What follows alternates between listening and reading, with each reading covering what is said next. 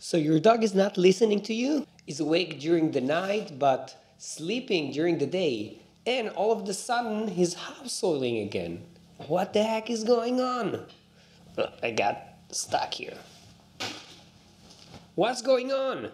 I'm Dr. Ryan, a veterinarian and a veterinary behavior residency graduate. Did you know that dogs have something that is kind of like Alzheimer's disease in people? We call it cognitive dysfunction syndrome or canine cognitive dysfunction. It's actually a lot more common than you would think. Sadly, even most veterinarians don't know how common it is and they don't know that they're supposed to be looking for it. It can happen in dogs as young as 7 years old, and of course, the older the dog gets, it's more likely that he might show signs of cognitive dysfunction syndrome. Very much like in people, there are actual changes in the brain. And sadly, those changes are chronic, so you can't really stop them or reverse them. But with the right treatment, you can actually slow it down. Stick around until the end to know what the treatment is, but let me start by how to actually tell if your dog has cognitive dysfunction syndrome. I will link down below in the description a link to what's called a DISHA questionnaire. This specific one is on the website of a food company, but just so you know, they're not paying me anything and it actually doesn't have anything to do with this company. It is based on science, on research. Basically, all you need to do is to give a score to different behaviors that your dog might be doing. For example, is your dog house soiling? Or is your dog awake at night? Is your dog seems confused? All kinds of questions. Not a lot of them, but on different topics. Then you add up the score and it tells you according to the score if it's likely that your dog has cognitive dysfunction syndrome or not. I will say that sometimes it might be confusing because other conditions like even pain, joint pain or something like that can cause some of those things in the table and might kind of make it harder to get to the diagnosis of cognitive dysfunction syndrome. But it's still the best way for us to diagnose the condition because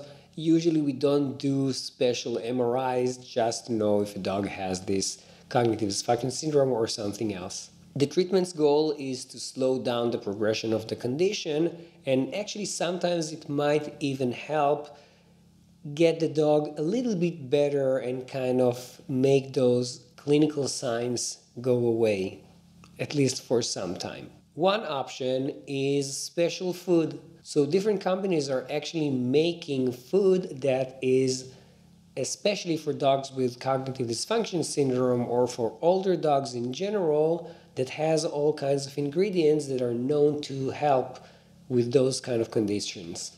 There are also all kinds of over-the-counter supplements, food supplements that you can use. I will say that as for the supplements and even for the food, we don't have a lot of evidence-based science, but we do know that they're safe enough, and that's why we usually do recommend trying them. There is one medication that is labeled for this specific problem in dogs by the FDA. It's called selegiline. But even with this medication, sadly, it doesn't always work. So we can try other medications that, for example, are other anti-anxiety medication, fluoxetine, clomipramine, etc. And many times we will use short-acting medications to help the dog sleep at night and be awake during the day, or to help reduce the dog's anxiety, or to help reduce the dog's fear of specific situations that all of a sudden he's fearful of. If you like this content, then please sub to the channel. It really helps grow it and it will make YouTube more likely to recommend it in the future and also like it if you want to. And by the way, if you want to know more about this topic, I actually made a full course about it, which you can see in the link down below. It's important to know that this condition is not a death sentence. Dogs can actually live with it for many years and live with a good quality of life. It's all up to you. One more thing that I didn't mention about the treatment is that many times enrichment and training is actually very good for the brain. You know, even in people, they recommend learning new tasks, even when you get older, to kind of slow down the changes in your brain and kind of make it young. It's important to know that any medical issue can cause changes in behavior. So not always when your dog's behavior changes and he's older, it's because he has cognitive dysfunction syndrome. It can be from many different things. So the first thing you need to do is to actually go to your veterinarian and kind of do the basic treatment, the basic diagnostics, having the veterinarian do a physical exam and maybe do some blood work and a urinalysis. Only then, if everything comes back normal, then you might start thinking about cognitive dysfunction syndrome as well.